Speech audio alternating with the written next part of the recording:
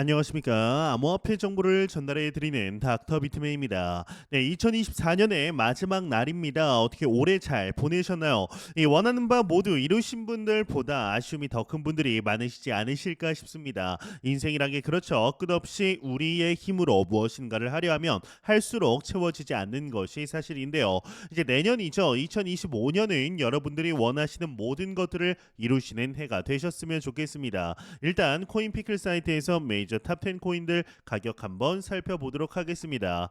네, 일단 시가총액 1위 비트코인의 경우는 94,000달러대에 나타내고 있습니다. 이더리움은 3,380달러대, 오전 대비해서는 전부 다 이제 상승한 모습을 나타내고 있는데요. XRP도 2.07달러대, BNB 704달러, 솔라나가 193달러, 도지코인이 0.31달러대 나타내고 있습니다. 네, 비트코인 더미넌스를 한번 보도록 하겠습니다. 상단의 비트코인 더미넌스는 56.7%, 이더리움 더미넌스가 12.42% 나타내고 있습니다. 김치 프리미엄을 보게 되면 비트코인 기준으로 플러스 0.72%인 것을 확인할 수가 있습니다. 기술적 지표 기준으로 현재 매수 시그널 떴고 이동 평균선 기준으로도 매수 시그널 떴습니다. 전반적으로 적극 매수 시그널이다라고 보시면 되는데요. 청산 맵을 한번 보도록 하겠습니다. 현재 비트코인 가격인 93,900달러대 기준으로 강력한 지지선의 경우는 93,500달러인 것을 확인할 수가 있습니다. 이 다음으로 강력한 저항선 95,400달러대만 넘는다면 그 이후에 9만 얼마인가요? 96,500달러까지도 충분히 상승 가능하다라고 보실 수가 있는데요. 이 코인피클 사이트 링크의 경우는 영상 설명란과 고정 댓글창에 남겨놓겠습니다. 한번 들어가셔서 이런저런 데이터 보시면 여러분들이 시장 상황 읽는데 큰 도움이 되리라 생각이 듭니다.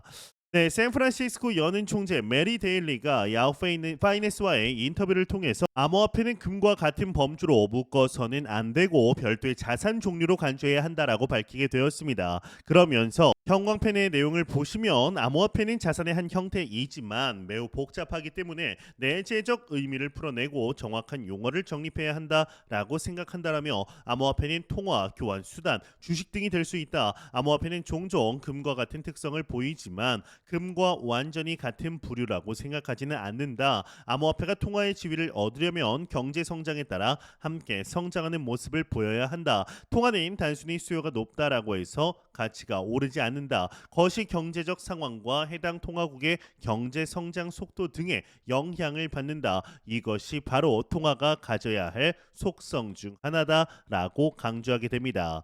이제 이번 발언은 얼마 전 나온 연준의 제롬 파월의 발언과는 사뭇 다른 견해를 보입니다. 얼마 전 제롬 파월의 경우는 비트코인은 달러가 아닌 금의 경쟁자다라고 말한 바 있었습니다. 이 메리 데일리 연준 총재가 제시한 관점은 기존의 비트코인을 금이나 다른 자산과 단순 비교하던 시선에서 이제 새로운 실마리를 준다라고 볼 수가 있는데요. 이 디지털 자산을 독립적인 범주로 바라봐야 한다라는 그녀의 주장이 가상화폐, 이 암호화폐라는 영역이 얼마나 다층적인 속성과 활용 가능성을 지니고 있는지를 다시금 보여주는 사례입니다. 이는 통화, 주식, 결제 수단 등 이미 알려진 기능 위에 추가로 어떤 역할이 더 얹혀질 수 있는지 가능성을 열어둔 것이기 때문에 지켜볼 가치가 충분합니다. 하지만 투자자 입장에서 비트코인은 이미 독자적인 길을 스스로 개척해 나가고 있다라는 점이 흥미로운데요.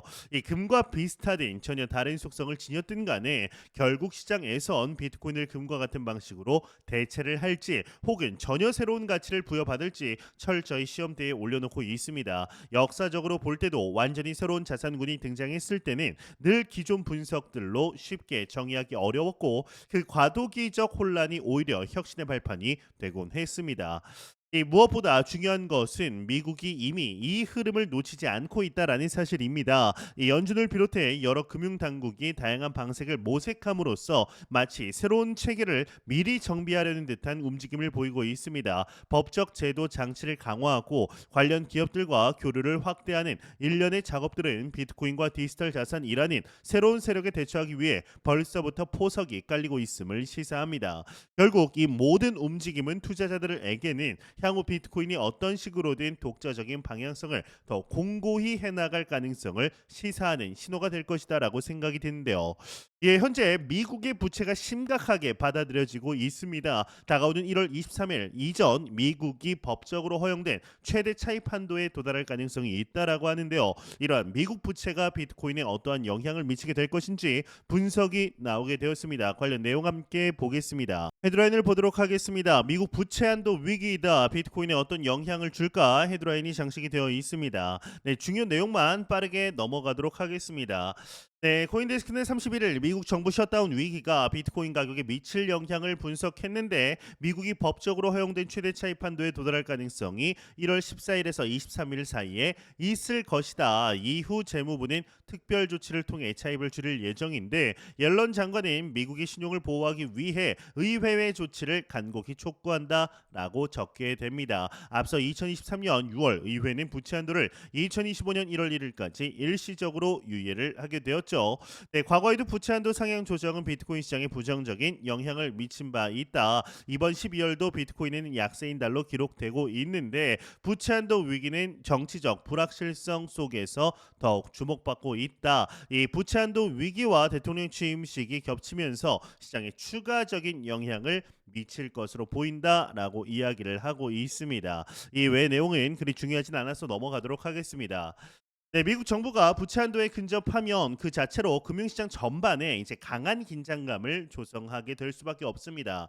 이 연방 정부가 예산을 제때 확보하지 못할 경우에 필연적으로 국가 신용도 하락과 하락 우려와 지출 축소 등이 뒤따르기 때문입니다. 이러한 리스크가 커지면 전통적으로 위험 자산에 대한 선호도가 떨어질 뿐만 아니라 그 여파로 비트코인 같은 디지털 자산도 일시적으로 가격 변동성을 높일 가능성이 큽니다. 이 비트코인은 당초 인플레이션 해치 자산 혹은 대안화폐 같은 개념으로 주목을 받았지만 실상은 금융시장의 적자는 리스크온 오프 심리의 적자는 영향을 받고 있습니다. 특히 미 연방 정부가 부채 한도 문제로 골머리를 앓을 때마다 투자자들은 유동성 악화 가능성을 의식하게 됩니다. 이러한 우려가 깊어지면 현금 확보를 위해 자산을 매도하려는 심리가 커지기 때문에 비트코인도 함께 매도 압력을 받는 흐름이 반복될 수 있습니다. 이 마지막으로 눈여겨봐야 할 점이 부채 한도 위기가 해결 여부뿐 아니라 해결 시점에 따라 시장 반응이 달라진다라는 점입니다. 협상이 지연될 경우 비트코인 가격은 단기적으로 추가 변동성이 커질 수 있지만 합의가 신속히 이루어진다라면 재차 투자 심리가 개선될 여지가 있습니다. 결국 부채 한도 갈등이 길어질지 혹은 어느 타이밍에 해소될지 주시하면서 투자 전략을 조정하는 것이 필요한 시점인데요. 이러한 소식과 더불어 현재 크립토 마켓이 다시금 소폭 회복세를 보이려는 시점, XRP가 단숨에 3,100원을 돌파하면서 나쁘지 않은 모습을 보여주고 있습니다. 이에 내년 5달러에 도달이 가능하다라는 분석이 함께 나왔는데요. 관련 내용 함께 보도록 하겠습니다. 네, 헤드라인을 보도록 하겠습니다. XRP 반등 시작되나 리플 코인 업비트에서 단숨에 3,100원 돌파했다. 헤드라인이 멋지게 장식이 되어 있습니다. 내용 간단히 보도록 하겠습니다. 네, 국내 가상화폐 거래소 업비트에서 전 거래일 대비해서 오른 3,119원에 거래되고 있다. 3,000원대 초반에서 횡보를 이어가던 리플이 단숨에 3,100원을 넘어서며 투자자들의 관심을 끌고 있는데 이날 코인 리더스 보도에 따르면 투자 전문 매체 FX 엠파이어는 미 증권거래위원회 SEC와 리플사 간의 법적 분쟁이 XRP 가격의 핵심 변수로 작용하고 있다라고 봤고 SEC는 1월 15일까지 항소 관련 서류를 제출해야 되고 XRP의 프로그램적 판매를 증권으로 간주하지 않는다라는 23년 7월 판결에 대해 항소를 준비 중이다. 여기 XRP의 프로그램적 판매를 증권으로 간주하지 않는다라는 말이 말 그대로 거래소에서 판매된 XRP는 증권으로 간주되지 않고 다만 그 전에 뭐 프리세일이라든지 ICO를 통해서 기관들에게 직접 판매한 XRP에 대해선 증권으로 간주한다라는 판결이 났었습니다. 일부 애널리스트들은 리플의 기술적 우위와 금융기관의 파트너십을 근거로 낙관적 전망 내놓고 있고 내년 말까지 리플이 5달러를 돌파할 거다라고 언급을 하게 됩니다. 리플 USD 관련해서도 언급을 했죠. 이 외의 내용은 그리 중요하진 않아서 넘어가도록 하겠습니다. 네, XRP에 관한 분석들은 지속적으로 나오고 있습니다. 최근 다소 아쉬운 모습들, 시장 상황이 좋지 않음과 더불어서 그간 급격한 상승세를 보여왔던 XRP가 다른 메이저 코인보다 유독 더 하락하는 모습을 보였습니다. 그럼에도 지금 현재 상승분을 잘 유지하고 있는 것이 사실이죠. 얼마 전까지만 해도 500원, 600원이었는데 현재 3,000원이라는 사실이 사실상 믿기지 않은 것이 사실입니다.